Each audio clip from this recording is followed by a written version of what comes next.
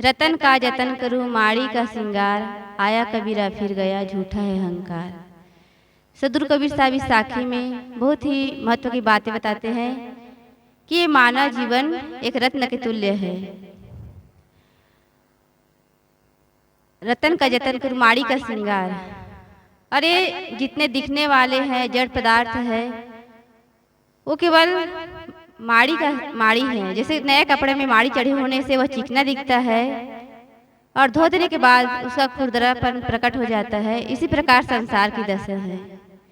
जैसे बाजार सस्ता है तो उसकी रौनकता देखते ही बनती है, लेकिन 2-4 घंटे के बाद में जब बाजार उजड़ जाता है तो अनसुहाता हो जाता है। सदगुरु कहते हैं मनुष्य इस संसार में थोड़े दिनों के लिए आता है और फिर यहाँ से चला जाता है, इसलिए यहाँ का अहंकार नहीं करना चाहिए। संसार में देखा जाता है कि कई प्रकार के रत्न होते हैं, हीरा सोना चांदी पन्ना पुखराज, कई प्रकार के रत्न होते हैं। उसको मनुष्य असली रत्न समझते, धन समझते हैं। उसको एक छोटी सी डिब्बा में अलमारी में बंद करके रखते हैं, गुम न जाए, कोई चोर न चुरा ले जाए। लेकिन ये मनुष्य शरीर रत्न है, इसको नहीं समझ पाते, केवल खाने पीने संसार के ऐश्वर्यों को देख करके भूल जाते हैं।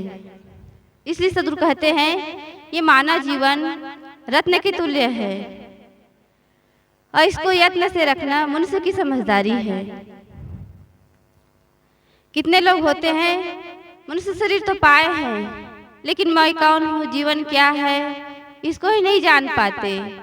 बस अपने को शरीर ही मानते हैं और शरीर को सजाने संवारने खिलाने पिलाने इतने में ही सीमित रह जाते हैं। और कितने लोग अपने आप के महत्व को न जान करके दिनहीन समझते हैं, अपने को गरीब समझते हैं। लेकिन जीव तो शुद्ध चेतन है, वो तो न अमीर है न गरीब है। मनुष्य अपने कर्मों के अनुसार अमीर गरीब होता है। एक संत जी के पास एक निर्धन व्यक्ति जाता है और संत जी से कहता है कि संत जी मैं बहुत निर्धन हूँ और दुखी हूँ, मैं कैसे धनवान बनूँ और मेरा दुख कैसे दूर हो, यह उपाय बताइए। संत जी ने कहा यदि तुम्हें 50,000 रुपये दिया जाए और तुम्हारे दोनों आँख निकाल कर देने को कहा जाए तो क्या तुम दोगे? वह व्यक्ति कहता है कि नहीं, मैं नहीं दे सकता। फिर संत जी कहते हैं यदि तुम्हें संसार का संपूर्ण ऐश्वर्य दिया जाए और बदले में तुम्हारा दिल या कलेजा काट कर देने को कहा जाए तो क्या तुम दोगे? तो व्यक्ति कहता है वह ऐश्वर्य किस काम का जिसे मेरा जीवन ही नष्ट हो जाए।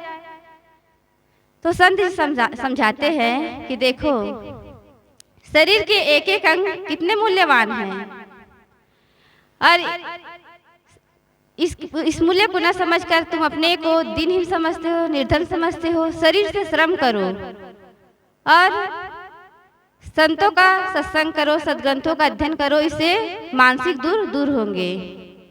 क्योंकि कोई भी इंसान धनवान बनता है तो परिश्रम करके मेहनत करके धनवान बनता है और सुखी बनता है, पूर्ण रूप से सुखी बनता है तो सत्संग करके, क्योंकि संत गुरुजन ही हैं जो सुखी जीवन जीने की कला बताते हैं।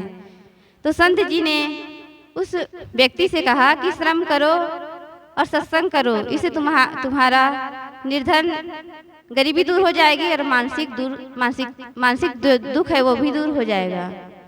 वो मनुष्य खुश होकर के मेहनत करता है, सत्संग करता है तो सुखी हो जाता है।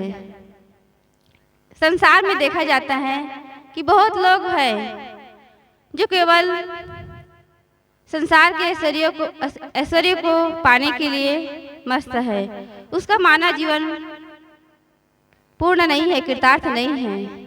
मानव जीवन उसका कृतार्थ है जो परमार्थ का काम करता है, अपने कल्याण का काम करता है। संसार में ऐसे बहुत कम लोग होते हैं। माड़ी का श्रृंगार सदगुरु कहते हैं मनुष्य इस शरीर में आकर के जवानी आते ही इतरा जाते हैं। वह न खाने योग्य को खाता है, न पीने योग्य को पदार्थों को पीता है, इसलिए अंतिम अंतिम में जीवन में दुख पाता है। कहते हैं 4 दिन की चांदनी फिर अंधेरी रात। जवानी में जो लोग कहते हैं खाओ पियो और मौज करो, वो लोग बुढ़ापा में पश्चाताप करते हुए संसार से चले जाते हैं। कहते हैं जीवन खत्म हुआ तो जीने का ढंग आया, जब बुझ गई समा तो महफिल में रंग आया। जीवन खत्म हुआ तो जीने का ढंग आया, जब बुझ गई समा तो महफिल में रंग आया। जब जवानी बीत जाती है तब समझ में आता है कि संसार में मेरा कुछ भी नहीं है, और उस समय मन काम करने लगता है तो शरीर से कुछ भी नहीं हो पाता। बुढ़ापे में न ठीक से बैठ पाते, सत्संग में बैठ पाते हैं, न ठीक से सुन पाते हैं, और जो बात बताई जाती है वो भी भूल जाते हैं। इसलिए जवानी रहते ही हमें जो रत्न तुल्य समय मिला है, शरीर मिला है, उसका सदुपयोग करना चाहिए। आया कबीरा फिर गया झूठा है अहंकार। सदगुरु कहते हैं मनुष्य इस संसार में थोड़े दिनों के लिए आता है, फिर यहाँ से चला जाता है, इसलिए यहाँ का अहंकार करना झूठा है, व्यर्थ है। संसार में देखा जाता है कि कितने प्रकार के अहंकारी होते हैं। किसी को धन का अहंकार होता है, किसी को रूप का अहंकार होता है, किसी को विद्या का अहंकार होता है, कितने को अपने कुल कुटुंब का अहंकार होता है। कहते हैं अहंकार में 3 गए धन वैभव वंश, ना मानो तो देख लो रावण कौरव कंस। बड़े बड़े जो राजा महाराजा हुए उसका नाम गिनाते हैं कि रावण हुए हैं, वो अहंकार के कारण ही तो मारे गए हैं। जब विभीषण कहते हैं कि भैया माता सीता को वापस कर दो, उसको लौटा दो, ये गलत काम है, तो कहता है रावण मैं टूट सकता हूँ लेकिन झुक नहीं सकता हूँ, तो उसका अहंकार ही उसको मार दिए हैं। और दुर्योधन को भी समझाते हैं कि श्री कृष्ण शांति दूत बन करके जाते हैं और कहते हैं यदि युद्ध नहीं रोकना है तो केवल पांडव को 5 गांव दे दो, लेकिन दुर्योधन कहता है कि मैं सुई का नोक भी नहीं दे सकता युद्ध के बिना। और उसके अहंकार के कारण पूरे कौरव का विनाश हो जाता है। और कंस का तो आप जानते ही हैं, वो अपने पिता को ही जेल में डाल करके खुद राजा बन बैठा था और कृष्ण भगवान ने उनका वध कर दिए। तो इस प्रकार अहंकार में जो आदमी भूल जाता है उसका सर्वनाश हो जाता है। इसलिए सदगुरु कहते हैं कि झूठा है अहंकार, हमें किसी चीज का अहंकार नहीं करना चाहिए। एक पंडित जी थे, वो नदी पार करके सत्यनारायण कथा करने के लिए जाते थे। जब नाव में बैठे तो नाविक से पूछा भाई क्या तुम कुछ पढ़ना लिखना जानते हो, कुछ विज्ञान के बारे में जानते हो? तो नाविक ने कहा मैं जब से होश संभाला हूँ अपने पिताजी के साथ ये नदी पर नाव चलाने का काम ही सीखा हूँ, मैं स्कूल गया ही नहीं हूँ। फिर पंडित जी कहते हैं तो तुम्हारा तो आधा जीवन बेकार हो गया। फिर आगे चलते हैं तो कहते कुछ गणित के बारे में जानते हो?